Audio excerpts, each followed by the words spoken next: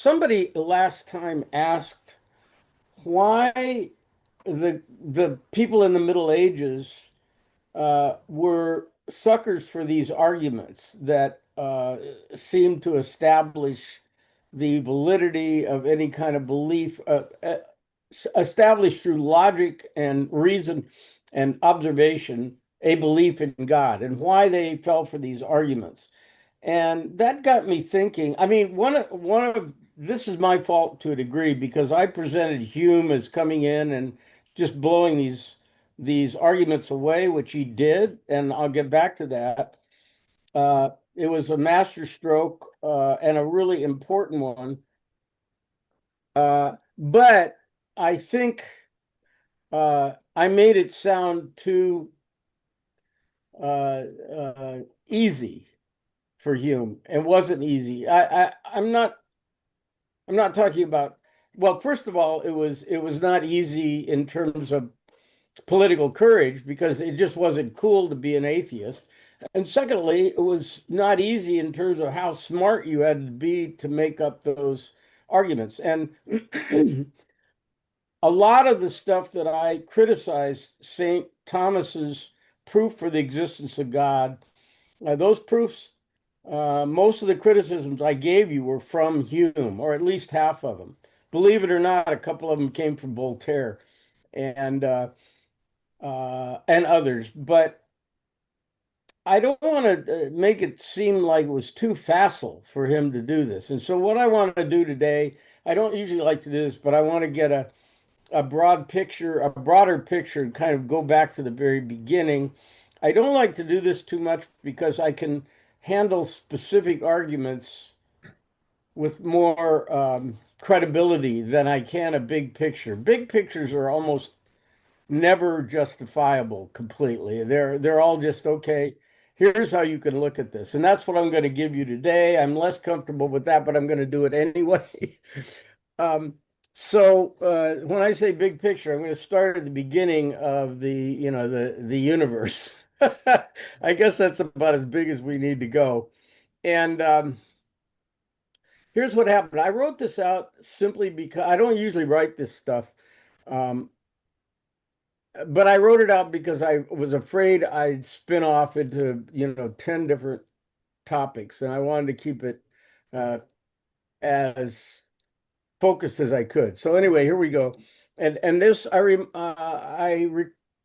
remind you of the phrase ontogeny recapitulates phylogeny, which is my idea of what we're doing here. We're trying to individually, all of us, go through the steps, intellectual steps, through the growth of uh, human beings awakening to the world we have right now. Awakening might be too uh, positive a word. I don't mean that we're all completely correct right now, and they weren't uh, 4,000 years ago. But nevertheless, I think most of us would not want to abandon science.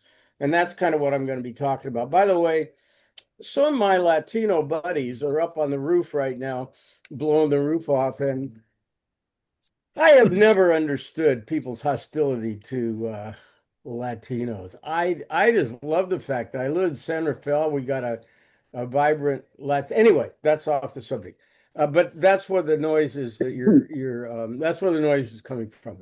Um, okay, so after 10 billion years or so of the existence of the universe, some slime started to grow on an obscure planet for mysterious reasons. And after another 4 billion years, critters like us started to actually wonder about the world. According to Aristotle, because we have the desire to understand. The incomprehensible improbability of this outcome out of the vastness of space and time far surpasses all the miracles of the Bible taken together, including the flood, the rising of the dead, and the parting of the Red Sea. Can you guys hear okay? Yeah. Yeah, all Okay. good. Yes. All right. Who So, are you quoting again? sorry? Who are you quoting? That's me. I'm not quoting That's you. anybody. Okay. Yeah. All right. With our newfound ability to talk to each other, which probably happened at least 200,000 years ago, but maybe twice that. We don't know that the Neanderthals couldn't talk. Anyway, with that newfound ability, humans made up stories or myths to explain the world, featuring characters who, though supernatural, were like ourselves. These myths were etiological. I think I discussed this word earlier. Etiological myths are myths that explain how things are the way they are. These myths were ideological and functioned to solidify group identity, justify social structures and practices, and explain the puzzling and frightening doings of the world. The mythology discussed in Hume, Campbell, Levi-Strauss, Mircea Eliade, Malinowski, and Fraser seems intrinsic to human thought, which is, of course, a main teaching of Carl Jung. After several 100,000 years, in other words, after we started speaking to each other and explaining things to one another, some people with revolutionary insight, starting with Thales, thought to ask whether those stories made sense and were consistent both internally and with observations of the world. A negation was adopted that didn't rely on the elders or scripture, but on logic and observation. After another few hundred years, this analytic methodology was used to question mythology in the specific logical questions of Plato's Euthyphro. Some Greeks, along with Socrates, for example, Anaxagoras and the Atomists, came to wonder whether myth and logic could coexist. But myth reestablished itself, never having been entirely vanquished to this day in Christianity. Substituting monotheism for polytheism, the new myths were more easily subjected to systematization and logical analysis than the chaotic polytheism of Greece and Rome. As far as is known, no human society exists or ever has existed without mythology, whereas many have existed without the sort of thought exampled by the early Greek philosophers. The Bible contains no passages that exhibit the reasoning we see in Plato and Aristotle. For, say, 1,500 years, folks tried to reconcile this logic with the mythology, in other words, Christianity, that the entire society of literate Western humans had come to accept. It would have seemed natural, even obvious to most Christians, that of course logic would support biblical teachings. To be fair to the Christians, there were exceptions. Ganilo, a monk who was a contemporary of Anselm, applied critical logic to arguments, as did Aquinas himself and Occam. But the world described by mythology, featuring creatures that have recognizable human characteristics, is very comforting compared to the terrifying and alien power that really lies out there. However, this has only been discovered in our lifetimes, really. And even now, our cleverest methods of analysis are incapable of describing it sensibly. It took 2,000 years after Thales for Hume to establish clearly, with very insightful arguments, that myth could not be reconciled with logic and observation. This was a profound upheaval, and without it, we'd have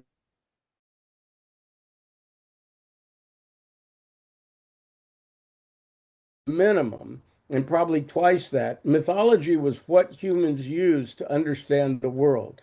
To deny it was to disrespect the traditional culture and elders and possibly put one's life at risk. That is a tremendous amount of inertia, which in many ways still rules our world. So, this is a long winded answer to the question of why did the people in the Middle Ages buy those arguments? Okay, now one final thought that gets us a little bit ahead of ourselves and to the 20th century. Reconciliation between logic and mythology may not be necessary. We may say that when we use clear logic, we are playing what Wittgenstein calls a language game. That is not how all language works. In other words, logic works in the arena that it is designed to work in. But it can language can be metaphoric and not specifically verifiable, and yet be perfectly useful and meaningful. And I have a couple of examples here. One is I have a really devout Christian friend of mine that I met at the Yale Divinity School. And I said, you know, Tom, and actually he's a Pomona grad, Tom Drew. I don't know if any of you knew Tom Drew, kind of a weirdo, but sweet guy, very erudite, well-read guy, and but a devout Christian. And I said, Tom, you know, and there's a great Kierkegaard parable about this that we'll get to. I said, Tom, I just can't buy. There's so many weird things about the Bible and so many weird things I'm asked to believe. I just don't know. But I'll say this, I understand what it means if you were to say, thank God you're okay. I understand what you're saying. It's not nonsense. I understand what you're saying. And he said to me, well, then you know everything there is to know then. That was his answer. Here, another example of language not being specifically susceptible to logic is, suppose I say to you after a heated conversation, you can find your own way out. Well, I'm not saying something about my confidence in your ability to navigate yourself to the door. I'm saying, get the fuck out of here. I'm tired of you. That's what I'm saying. And everybody would understand that's what I'm saying. So to try to, uh, this is what Wittgenstein tried to do in his logical Tractatus Philosophicus, was to try to say that language that falls outside the grid of logically establishable sayings or justifiable empirical sayings doesn't mean anything. He realized later, Wittgenstein realized that's just not how language works. And it's not how it works 90% of the time. 90% of the time, we understand each other perfectly well without saying anything that could be verified empirically or include some kind of logically perfect statement. All right. So, all of the above was just to address myself to the question of why would people have believed this nonsense, these arguments that were so bad in the Middle Ages? And that's my answer to that, probably more than I needed to give you. Any questions about that before I return more specifically to David Hume? Okay. Well, I want to say thank you for doing that. Oh, Yeah. And it reflects back on a good story is always better than a paragraph of you know what I mean? yeah. Yeah. Yeah, which is why Well, myth is so powerful. Is it's a good story, right? yeah, and that's what the Bible is full of myths. There are, as I mentioned in there, there's no debate like a Platonic debate any place in the Bible. It's all stories, parables. Sometimes somebody will dispute a teaching and say, no, that's not the true teaching, and say something like that. But there's no real analysis of or request for evidence or anything like that. That just doesn't happen. It doesn't happen in the Quran. It doesn't happen in the Vedas. It doesn't happen in the Sutras. It doesn't happen in any religious literature that I'm familiar with, except for the theologians who will argue, Aquinas or Karl Barth or Karl Rahner or somebody like this. Those guys will engage in arguments, but that's their job. They're not trying to, they're apologists, as I've mentioned before. Uh, any other comments on that?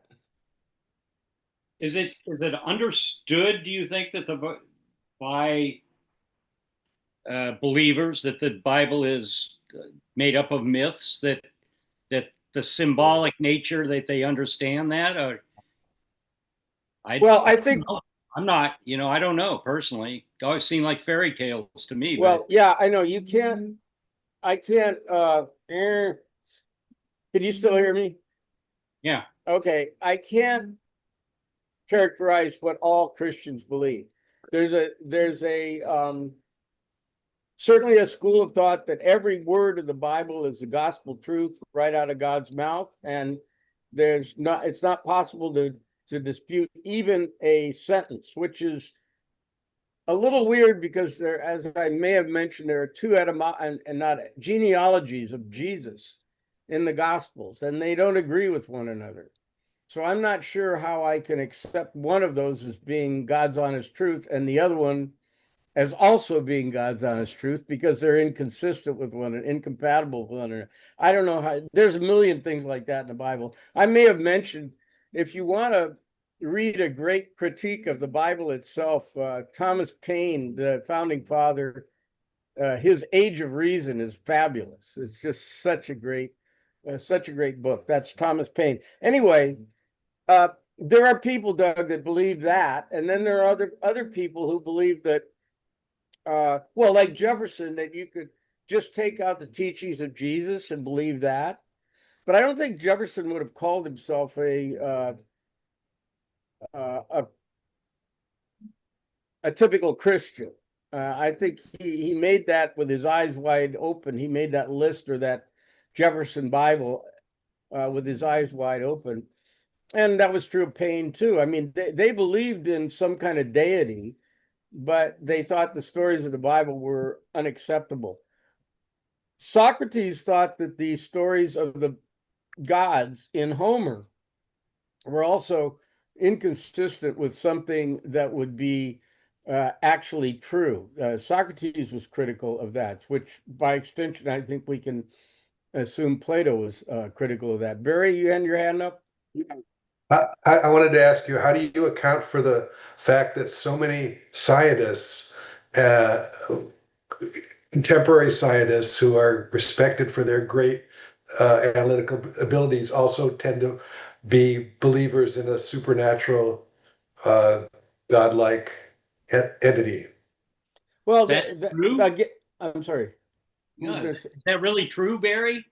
Well, Well, yeah, I think it is actually. well, it's true of some of them. And the thing is, Barry, I'd say the same thing with regard to them that I just said with regard to all Christian believers. There are guys like if you Einstein's concept of God was Leibniz's concept, which is more like a scientific God, something like that, um, rather than a biblical or scriptural God. It was more like a scientific entity. Uh, Doug has just brought up the name Teilhard de Chardin, who was a Catholic um, monk who, I'm not sure he's a monk. I think he was, though. He was definitely a Catholic theologian. And he has I love Teilhard, but Teilhard is somebody who developed a theory that this is like one of those things like Hobbes, where he develops a theory about how humanity works and how God works that is really not very compatible with the Bible. But it's so heartfelt and written so well and reasoned out so well. And it's a beautiful vision of how things work. Um, but he's not a scientist. So Barry was asking about about scientists. I know one of the head of it seems to me the Genome Project was a Christian. And anyway, I would answer that the way I answered just a few minutes ago about whether we have to have, he was a geologist, but he was a Catholic, uh, he was some kind of Catholic guy. I'm not sure he was a priest or a monk or a member of an order. But anyway, oh yeah, so Doug was saying he was a geologist in response to my saying he wasn't really a scientist. Well, I don't think his geology is what he's known for. Let's put it that way. Um, anyway, Barry, getting back to your question, what you can do is say uh, that, like my sister is a Christian, all lifetime devout Christian. And I talked to her and one day, and she about this, and she's a civil person. She doesn't get all defensive about it. And she said, "Look, all I know is this is where I love to be in church, and I'm supposed to love my brother. And beyond that, you can have all the theology." I think there's a whole lot of Christian, and my sister is a computer scientist. So I think that going back to Wittgenstein, you can have your scientific uh, well, the Catholic Church. The Catholic Church, as I said, has two magisteriums. That they that this is 20th century stuff, I believe. Two magisteriums. In other words, a magisterium is a sphere of authority, and the Catholic Church defers factual investigation to science. It says we can't say that we know more about science than the scientists. Our magisterium, our sphere of authority is value, what means something, what's important, what is spiritually sustainable for you as a human being. And they separate those things. That's the Catholic Church. That's not exactly some weird cult, obscure cult or conspiracy theory. That's their official point of view right now. And I'm not sure. I think you would. Well, I don't. There's so many answers to this, and I just don't want to go down. Uh, but uh, uh, but if you believe in God, nothing is inconsistent. In other words, even if you say, well, but Darwin said that we evolved from apes, and if you believe in God, you can frame that in all kinds of ways. Well, Darwin was created by God. And so, whatever Darwin said, God must have willed. Because if God is omniscient and omnipotent, then nothing could have happened that's outside of his control, including the development of science. There's all kinds of ways to answer this question. So, if you're not going to get a simple one from me, though, thousands of pages of theology have been written about questions like this. Um, yeah, Doug. I I'm just sort of making this up right at the moment, but I'm trying to figure out. But I'm wondering if all this whole in, structure going back thousands of years is really about symbols, and the symbols represent sort of underlying human psychological needs. You know, um, I mean, the Well, that idea of was God is a symbol, of something that we need, fathers or God knows what. I'm just that's wondering. Well, I just rattle off all those names of, Mircea Eliade and Jung and Campbell and all those guys are kind of in that camp that there is something peculiar. I think you'd have to admit what Jung points out is that all of these mythologies well, him and Campbell want to say that you can find similar structures within all of them. And so you have to ask yourself, well, why is that the case with some myth from Afghanistan and Papua New Guinea and Oklahoma? Why do all those myths have the same structure or an identifiable structure?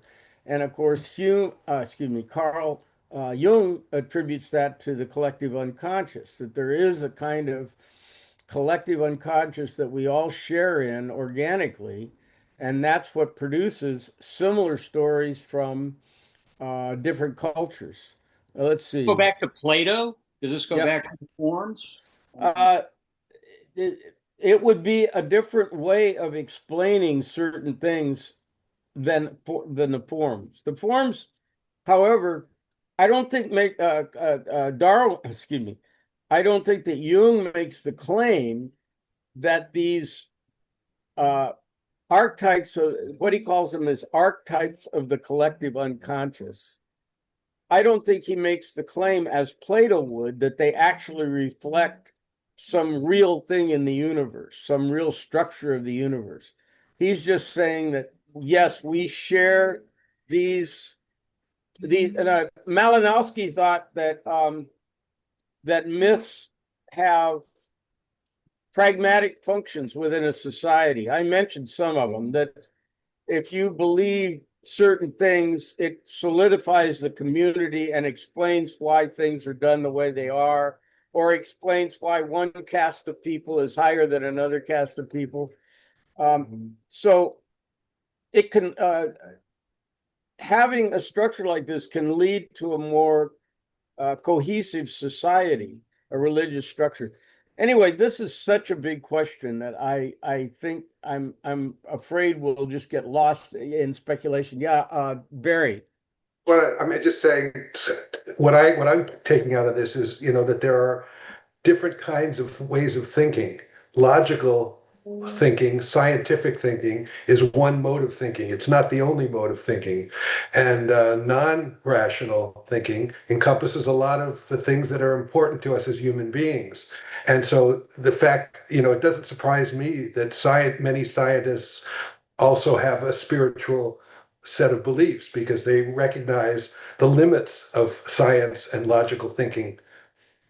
Well, that's a nice dovetail into Immanuel Kant and David Hume. But yeah, I mean, that's what I said very earlier about Wittgenstein, that he considers there's not one way to characterize what language is doing. And um, again, getting ahead of myself, in the 20th century, what philosophers, a lot of people have uh, really been critical of 20th century philosophy because it's not answering the big questions anymore. And why is that? Well, philosophers realized that everything that they did was expressed in language. And they said, well, maybe we ought to be careful about exactly what we mean when we're saying things, because it's like, what does this experiment mean? This is no different from what Socrates was doing. Is going, well, what do you mean by that? Socrates had a different metaphysical set of metaphysical assumptions, whereas the 20th century guys try to avoid any underpinning metaphysical assumptions. I'm going to try to revert to Hume at this point because I'm afraid these are huge questions and they occupy the entire history of philosophy. But I'm afraid that we can't solve them all in this little gathering. They're ancient questions and they're big ones. So Damn you. yeah, well, I think we'll accomplish more if we actually one by one consider. By the way, what you do when you study philosophy is you go through all these guys and you learn how they think. And then you take each one of them and go back through all of the previous guys and use the framework you just learned. Like, in other words, you use Hume to go back to Plato. And then you use Plato to analyze Hume. That's how you get comfortable with these guys. You don't just say he said this and he said this. Well, what if I take this guy's approach and attack Aquinas with it, or attack Augustine with it? And so that's what an education in philosophy uh, requires. And if you're really good, you also do that in four languages or something, like German, French, ancient Greek, and Latin, and English. But I'm not that good, so I didn't I didn't do that. Um, anyway, let's return to Hume so we can get some kind of framework that is a little bit limited. I want to review just some basic things that we talked about with Hume. I think I mentioned that Hume had four things that he doubted that they could be uh, validated. And remember, Hume has something called Hume's fork, and Hume's fork is that whatever you're saying, it must be either a matter of fact, which means traceable back to some actual experience, like a science experiment or a witnessing a visual experience of, or it has to be a relation of ideas. And relations of ideas are things like 2 + 2 = 4. So if you can't justify it by one of those two methods, uh, Hume says you should throw it into the fire. Now, like I say, he's overstating the case. You can still talk and you can still think you know things about the universe. But what he's talking about specifically is the kind of metaphysical claims that Thomas Aquinas and that kind of thinker is trying to make. I think I mentioned one with Descartes that's a typical kind of scholastic claim. The lesser cannot cause the greater. And he uses that in his um, uh, proof for the existence of God. We find, this is Descartes, we find that we have a picture of a perfect being in our mind. We couldn't have caused it because we're imperfect, and therefore it must have been caused by God. I already discussed why I thought that was a stupid argument, but um, the principle, the lesser cannot cause the greater. It sounds like it makes sense. However, it's just on the face of it false. I could start a forest fire with a match. It's just not true. And so the fact that it's not true, that it can't be verified, that principle can't be verified according to Hume by sense data. I can disprove it easily, like I just did. So Hume says we got to throw that out. Whereas the scholastic philosophers that he's trying to criticize believe that. Oh, yes, the lesser, of course, couldn't cause the greater. So the greater must have been caused by something greater than it, even, which would be God. That's the logic of the scholastics. Now, the four things that Hume said couldn't be verified in the way that he suggests are the self. He said we have no actual experience of the self. We just have, if you try to introspect, you don't see the self. You see a bunch of memories, hopes, uh, uh, current perceptions, uh, emotions. You see all kinds of things when you try to look inside yourself, but what you don't see is the thing that's doing the perceiving. This is a point that Kant is going to make a lot of hay out of. But anyway, the origin comes from Hume himself. You don't see the thing that's doing the seeing. I compare it to, like, the eyeball doesn't see itself. So the thing that's doing the perceiving doesn't see itself any more than the eyeball can see itself. The eyeball can see itself in a mirror. I can see myself in somebody in the mirror too. I can see my face anyway. Can I see myself that way? Can I see the thing that's doing the perceiving in the mirror? I don't think so. So this is the point Hume's making about that. So the self is one of the things that has to be cast into the flames. And this is a really seriously interesting point, and that's Kant is going to pick up on that. The second thing is causality, and I think already talked about this was a big thing. This is what caught. This was the main thing that caught uh, um, the attention of Kant. Kant, the famous quote from Kant was that Hume awakened me from my dogmatic slumbers because he had been teaching kind of a scholastic kind of philosophy. And then he read Hume and he went, oh my God, I'm going to have to start all over again, which he did. But Hume's books, uh, his two philosophy, he was a famous historian, but his two philosophy books uh, did not have a good audience. And Hume was the first major guy to take him seriously. And it was 20 years later, it was 20 years after Hume published his big philosophy books that Kant goes, oh, this guy has screwed everything up and took him seriously. So Hume must have been kind of, anyway, Hume was depressed actually that he wasn't better received. Okay, so we got the self causality. What his problem with the causality is what Hume says is you perceive event A and you perceive event B, but you never perceive the link, the chain between them. All you see is those two events. And if they happen together often enough, then you call it cause, and he calls this a habit of mind. And I think with Laurel, we discussed Mill's methods and all of the strategy you use with inductive reasoning. In other words, to try to find what causes what. And we mentioned that causality isn't the same thing as just what's the word? Um, anyway, what is it? Is Hume by saying you can't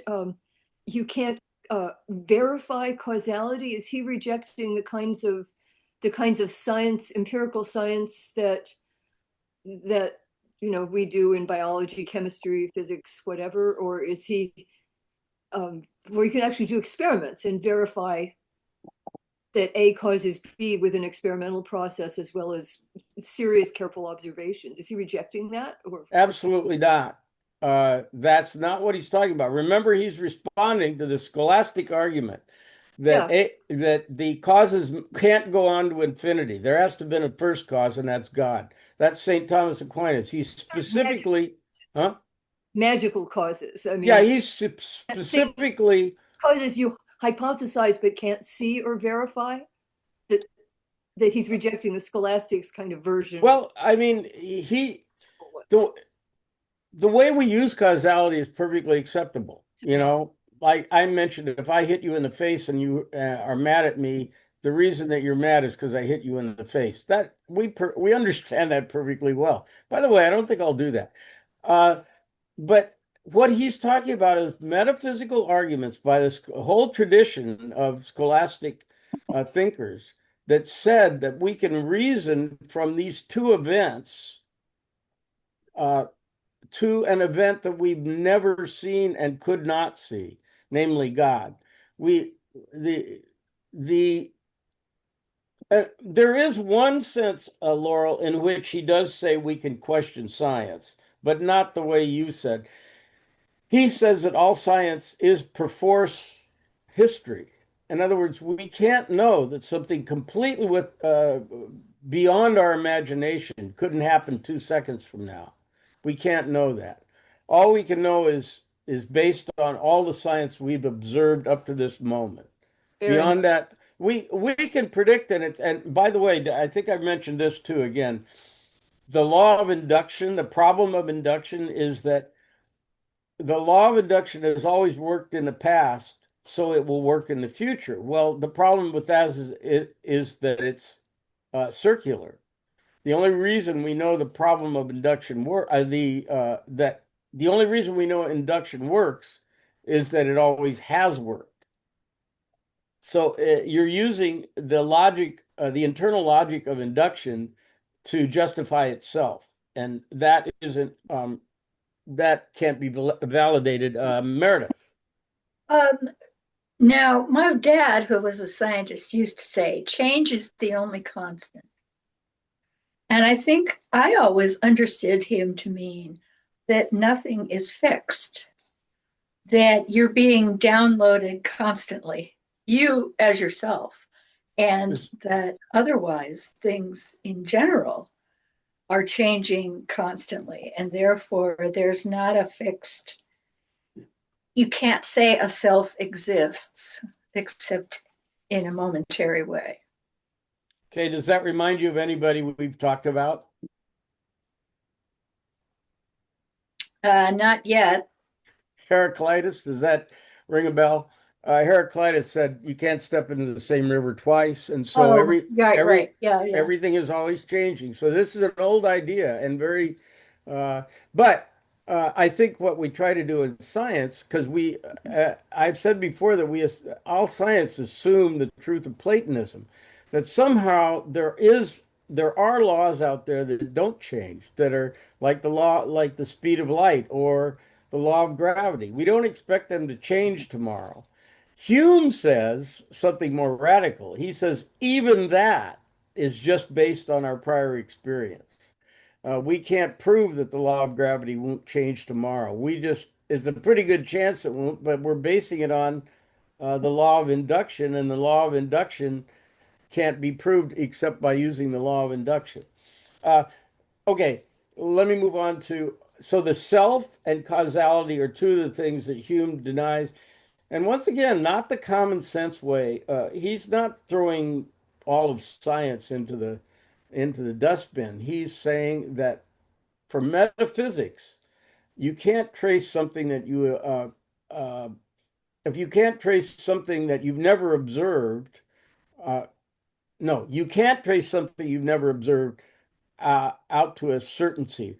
So he says that you do not, and really this is consistent with Mill's methods or the laws of induction.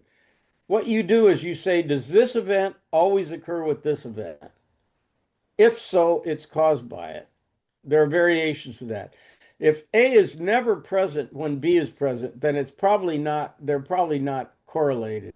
But if A is always present, and if A isn't present, B never happens, then uh, they are not causally. Did I get that backwards? Anyway, you get what I mean. That's inductive logic, and we use that for everything. All science uses that. But if we try to say, what is the cause? Have you seen the cause itself? And when you use the word cause, what you mean is that first event, A. Yeah, it always causes B. What Hume is saying is we don't actually see the link between A and B. We just see that A always occurs in conjunction with B, and if A is absent, then B is absent. Yeah, Meredith. Well, are you saying then that correlation is the same as causation? No, Because that's not right, is it? no, he's saying he's certainly not saying that. Uh, correlation is all I think what he would say is correlation is all we have. We don't have causation because causation on a metaphysical level, in other words, this absolute link between this and this, that we don't see with our eyes. We just see the conjunction of these two things. So what we have is correlation, and causation is a term that Aquinas wants to use to prove the existence of God. If the correlation is consistent enough, and we have various ways of sorting this out, as Laurel knows, and I referred to Mill's method. She had a more sophisticated way of doing it. But the idea is how often are these two associated together? And if you get more of one, do you get more of the other? All these methodologies prove that those two things are linked. But what Hume wants to say is we never see the actual link. We just see event A and event B. Um, listen, I understand a lot of this stuff is puzzling. I'm pretty sure I'm describing Hume correctly, though. And he's very important, and Kant saw the importance of it. Let me move on to the other two things that Hume denies, and those are substance. Substance is something that I don't want to spend too much time on, but it's something from Aristotle, and it just means that behind all the physical things we see, the sensory things see, there is a real essence to what, like if I see um, a Deborah on the screen here, there's a real essence to her that's beyond what I can see. It's the essential Deborah. He wants to say that doesn't exist. There's not an essential anything that's behind. It's what all you can go by is what you can perceive. I don't want to spend too much time on that. Um, so for Hume, we have the self, we have uh, causality, we have substance, and the last one is God. And all those four things he claims we have no sensory evidence of. Uh, and this is very important because I think Kant was the first guy to go, "Oh, that's true." That's clear. That is absolutely true. So those four things, and I also mentioned Hume's fork. Uh, now we haven't talked about Hume's ethics yet, and oh, here's one other thing I wanted to mention is this is called Hume's fork, and related concepts are Occam's razor. Um, that you don't want to multiply explanations beyond the simplest possible one. Um, in Hume's discussion of miracles, which is a chapter in one of an essay concerning inquiry in concerning human understanding, I think. Um,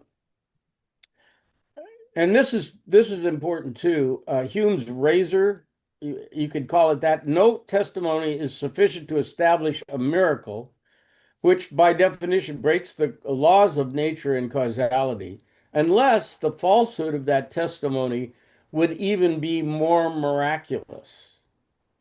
So he's saying, well, is it what's more likely that Lazarus was risen from the dead, or that uh, and that everybody that's ever known anybody that's died is does not rise from the dead? What's more likely? Or that we believe this one guy who said Lazarus rose from the dead? That's not very good evidence. Miracles, well, it's like alien visitations. You never, you never have enough information for alien visitation. And what is related to this is some you've heard of these things. What sometimes called Sagan's standard, which is extraordinary claims require extraordinary evidence. That comes from Carl Sagan. And then my favorite is Hitchens' razor. What can be asserted without evidence can be dismissed without evidence. I love that one. So that's Christopher Hitchens said that. I got to see him talk in Corte Madera, or I guess Larkspur, a few years back. He was not yet dying. Uh, what what a dude. Anyway, that is sometimes called Hitchens' razor, which is what can be asserted without evidence can be dismissed without evidence. I don't know. I just love that. Okay, so his refutation, or his dismissal of miracles, Hume's that is just what I said. In order for a miracle to be believable, the denial of the miracle would have to be even more unbelievable than its truth. I can buy that. Okay. Now, we haven't discussed Hume's ethics yet. Let's see. Oh, Doug, uh, he says, let's see, what does he say? The reports of, excuse me, the reports of, I got to get the chat up. The reports of aliens, this would be something Doug would want to talk about. Um, let's see.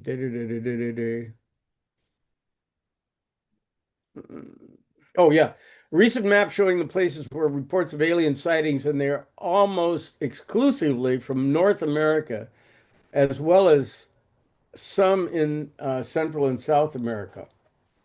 I don't know. I think there's some miracles reported in Hindu literature. I don't know about that. I'm not sure. You're talking about, oh, you're not talking about miracles. You're talking about alien sightings. Let's see. Uh, right. And Deborah's talking about leap of faith. Yes, we're gonna get to that. The leap of faith. Gerald, do you have your hand up?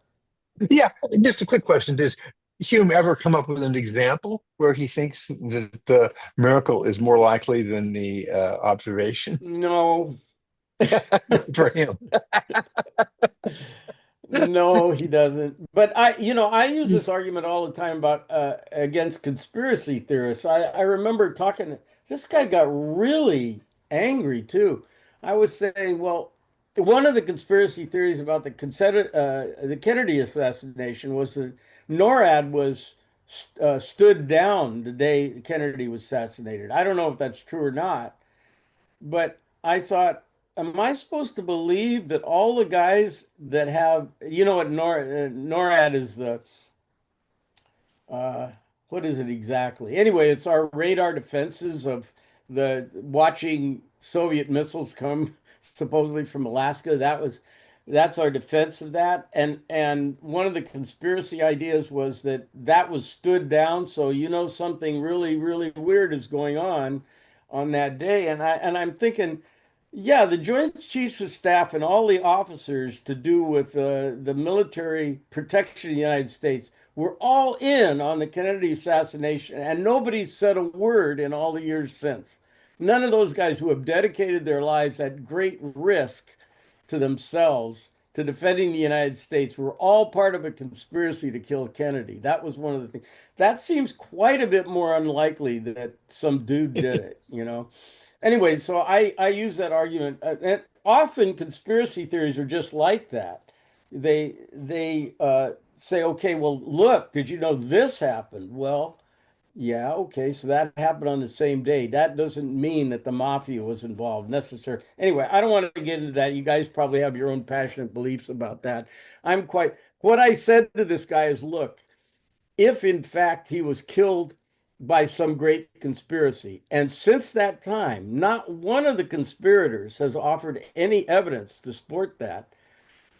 I'm going to say that either it's not true or um, it's way beyond my ability to analyze. If that much power is existing in the hands of that many people without anybody being aware of it, it's way beyond my ability to investigate. Okay, look, this is beside the point here. What I want to do here, let's see, it's already 11. Um, I do want to talk about Hume's ethics. So let me just get started on that, and we'll compete finish with it next time.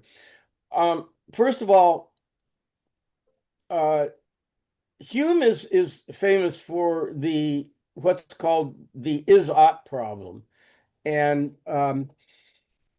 what what he's going to say, and this is surprising, but I think valid. He's going to say that no amount of facts can tell you what is right or wrong about a situation. Like a thing that we're continually reminded is that there is a huge amount of wealth inequality in the world and in the United States in particular. That's a fact. Now, Hume would say, is it good or bad, though? The facts don't tell you whether it's good or bad. The facts just tell you what is. And so for good or bad, you're going to have to look for some place that's not empirically justifiable with science, which is a shock to a lot of people. A lot of people think, well, it's scientifically true. Like let's say another example. This isn't Hume's. Hume uses trees, for example, I think, which is it's not as emotionally satisfying. But let's say that it can be proven that this is called, by the way, the naturalistic fallacy. If something is naturally occurring, then it's right. So let's say that homosexuality occurs in the natural world, therefore it's natural and we should approve of it. Well, we may emotionally be in sympathy with that point of view. But with Hume's structure, you just say, well, it could still be wrong. Another place I use this is with Augustine. Suppose it could be proven that if everybody was a Christian, let's say we could do some kind of assessment. If everybody's a Christian, people would be happier. And so therefore Christianity is good for that reason. And Hume would say, well, Augustine would say, the fact that everybody's happy is pretty good proof that everything is evil. Because people are evil, and if they're all happy, that means the world has gone to hell. That's what Augustine would say. And so uh, Hume just wants to say you can't present facts that immediately apply uh, a moral position. One more story, and then I'll shut up. This really happened many, many years ago, probably 40 years ago. Jesse Jackson was speaking to a businessman's luncheon in New York, and he was introduced by Donald Trump, believe it or not. And Donald Trump introduces him by saying this. He says, Jesse's going to tell you that a very small number of people in the United States have a huge majority of the wealth. What's wrong with that? That was what Trump's introduction. What's wrong with that? I say. And the point is, I don't know. I mean, how are you going to say, well, we don't like it? What else are you going to say? Uh, all right, we could go on and on about this, but that's all I'm going to say today. We will discuss, but Hume, just know that Hume is the guy who's responsible for the is ought, the quote is ought problem, and that is that you can't justify any moral position just because of facts. It's also sometimes called a naturalistic fallacy. The opposite of that is a moralistic fallacy, which is that's not right, so it can't be true. Which I'm not that familiar with how the Harvard president got fired. I don't know the details of it, but it seemed like he had done some study that showed that women were not as able to do science. Maybe you guys know this better than I do. Then they weren't as able as men were to do science, something like that. And so he got fired. And same with the bell curve. The bell curve was that black people are not don't have as high IQ as white people. And so the Hume criticism would be well, not the Hume criticism, but the moralistic fallacy is it can't be true because it doesn't satisfy my morality. Uh, in other words, it can't be true that black people are inferior on an IQ test of white people because everybody's equal, and that's what I believe. You know, that's called the moralistic fallacy, that reality has to be consistent reality has to be consistent with your morality. And if it isn't, then it must be false. That's called the moralistic fallacy. The other one, that it's real, so it must be good, is called the naturalistic fallacy. Like, I don't know if you guys know about parasitic wasps, but they are among the creepiest things on the planet. And they're real, so I guess they must be good, you know. That's all right. Anybody, oh, from Douglas to everyone, what are you saying here? Back to the chat here. Larry Summers, a genuine shithead. Maybe so, but is his science wrong? That would be the question to me. Many years ago, I saw a debate on this online. I mean, not online, wasn't any online, on a TV show. And who was that guy? Pat, Pat Fitz, no, the presidential candidate, real right wing, Again, Buchanan. Pat Buchanan. Buchanan. Uh, this argument was raised about Bell's curve, and it was some liberals, and he was there too. And uh, I expected him to say, "Well, this guy's right" or something, but no. What he said was actually a great argument. He said, "Look, even if this is true, it makes no difference. People don't achieve because they're smarter than one another. They achieve because of their courage and discipline and perseverance and character. That's why they succeed, not because of some IQ test." I was surprised to hear that come out of the mouth of Pat Buchanan, but it was actually a great defense. It could be, I'm willing to, I don't know what the science was. I'd have to be a scientist. I don't know what the science was on the bell curve. I know that it wasn't approved of because of what's called the moralistic fallacy. It can't be true because we don't like it. Just don't say bad things about parasitic wasps. Okay. Man, they are creepy. There's some really, I found out some new really creepy thing the other day that I can't call to mind, but man, the world is full of some creepy stuff. Okay, enough. I've said enough. Anybody else want to chime in and Thank you, Tony. complain, refute, insult, any of that stuff? Just See, a, I'm just sorry. but just one reflection on the notion that what we do is as we learn progression of thought, we take our knowledge from today and carry it back and reevaluate what we think about Plato.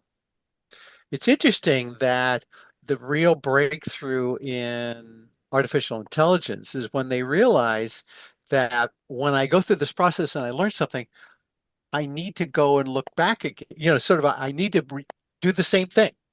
I need to kind of relearn and cast it backwards. So that it goes across the whole spectrum. So it's that teaching ourselves as we know more, we go back and we know it allows us to understand Plato better.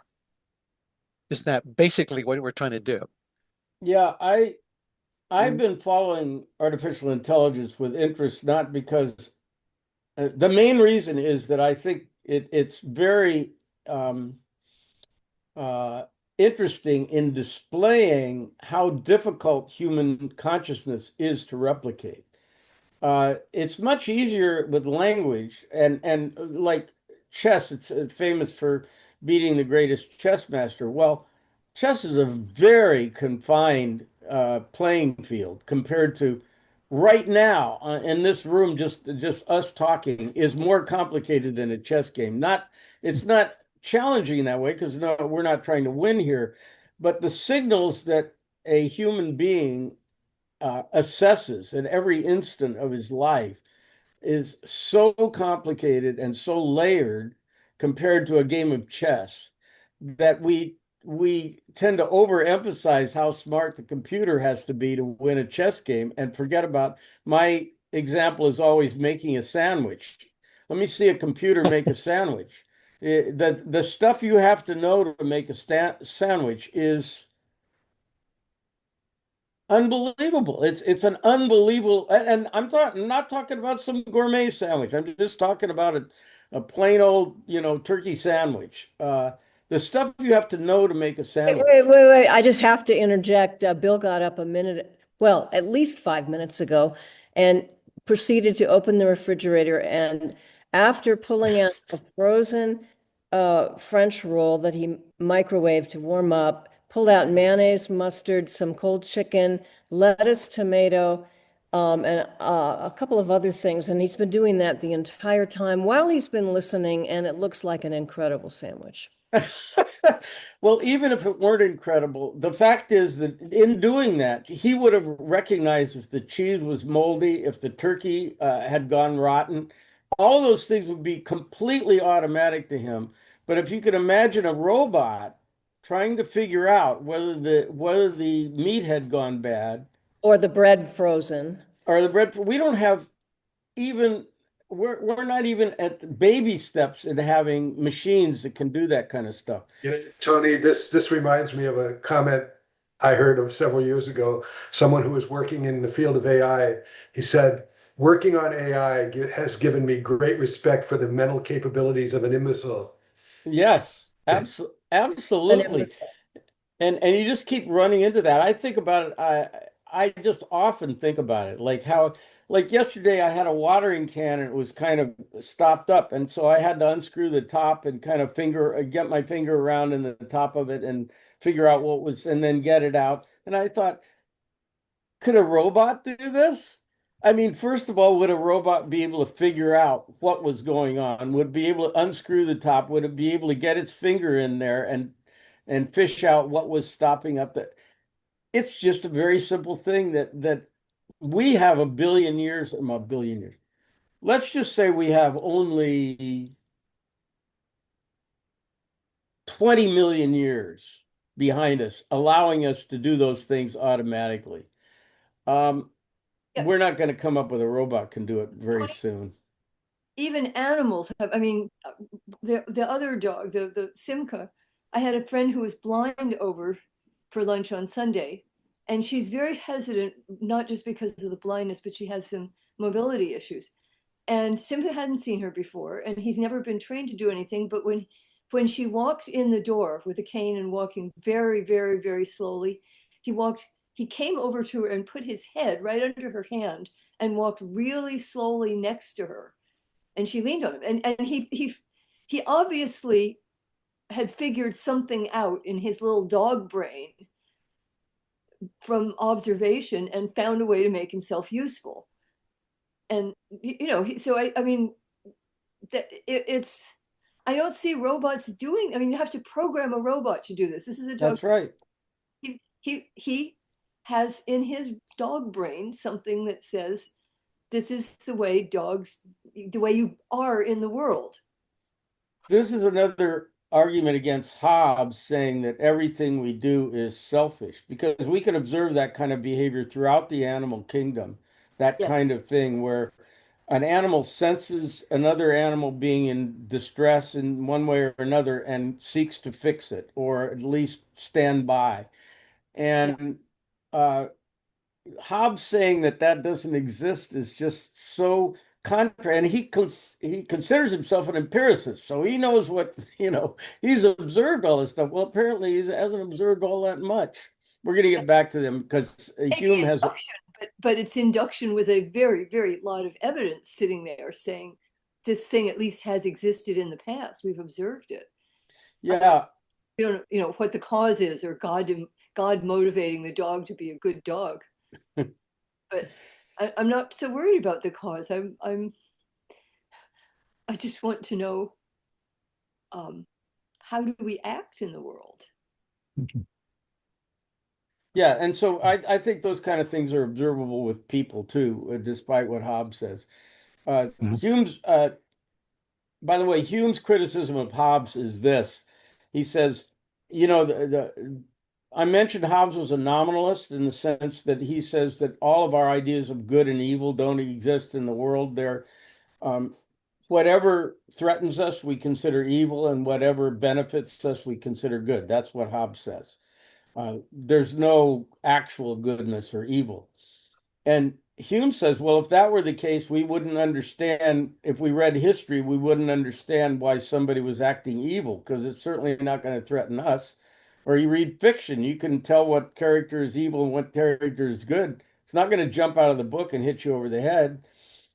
This is Hume's criticism of Hobbes' characterization of good and evil being just down to what threatens us or benefits us. Hobbes is just wrong about that. Anything else? We've gone a little long today, which I never mind. It's always a pleasure. All right. Oh, Doug. Oh, yeah. You're just waving goodbye. Okay. So we'll see you next Thursday, and hopefully Anne and Peter will be back. And also, we'll continue on Hume. The next step will be Kant, Immanuel Kant, and one of the big guys, Hume and Kant, two really, really big guys in the history of Western intellectual development. So we'll be Hume and Kant next time. Thanks, Tony. All right, guys. Thanks, Tony. Tony.